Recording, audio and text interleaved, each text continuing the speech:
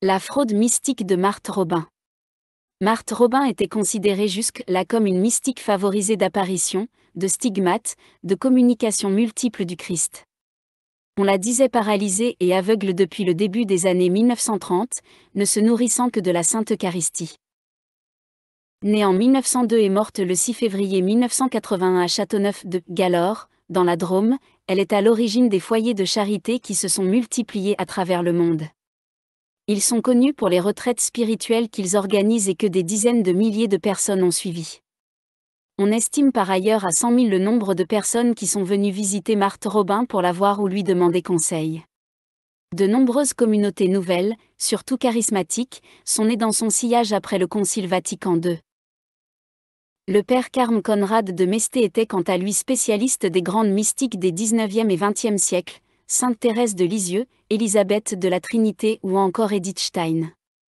On lui demanda logiquement d'examiner les lettres et autres écrits de Marthe Robin dans le cadre de l'enquête lancée en 1988 par l'évêque de Valence pour faire avancer une éventuelle béatification. Quelle ne fut pas sa surprise lorsqu'il examina attentivement le contenu et la calligraphie des milliers de textes manuscrits ou dictés et imprimés.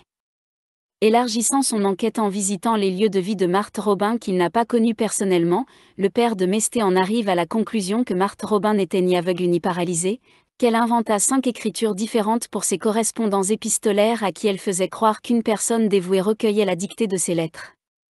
Handicapée des jambes seulement, rien ne l'empêchait de lire des ouvrages qui paraissaient sur différentes mystiques. Elle en a copieusement plagié des dizaines, s'attribuant les phrases et les états mystiques empruntés à d'authentiques âmes favorisées. D'autre part, rien ne l'empêchait non plus de se rendre dans la cuisine attenant à sa chambre. Une femme l'aidant dans la maison, présente à des heures tardives et inhabituelles, a aperçu plusieurs fois une forme mystérieuse au sol, ressemblant à Marthe Robin qui s'empressait de rejoindre sa chambre en rampant, lorsqu'elle était manifestement surprise par la présence inopinée de son aide-soignante. L'enquête que l'auteur a menée en toute bonne foi l'amène à un constat sévère de supercherie totale qui lui fait ne rien garder de la mystique de la Drôme. Il n'était pas le seul à avoir des doutes sur l'authenticité des phénomènes supposés mystiques, des mémoires inachevées, remontant à 1943, du père Capucin Marie Bernard, qui avait d'un moment suivi et guidé Marthe Robin, manifeste son admiration puis ses doutes et enfin sa certitude de l'absence de phénomènes surnaturels concernant la soi-disant mystique. Par ailleurs, l'enquête médicale exigée par MGR Pic en 1942 est entachée de méthodes peu convaincantes et reporte à une période ultérieure la vérification sous contrôle permanent de l'absence de prise de nourriture et de sommeil qu'invoquait Marthe Robin pour caractériser son mode de vie. L'ouvrage du père de Mesté a provoqué depuis sa parution en octobre 2020 de gros remous que les défenseurs de Marthe Robin et de toute l'œuvre qui en est issue ont cherché à minimiser et contrecarrer.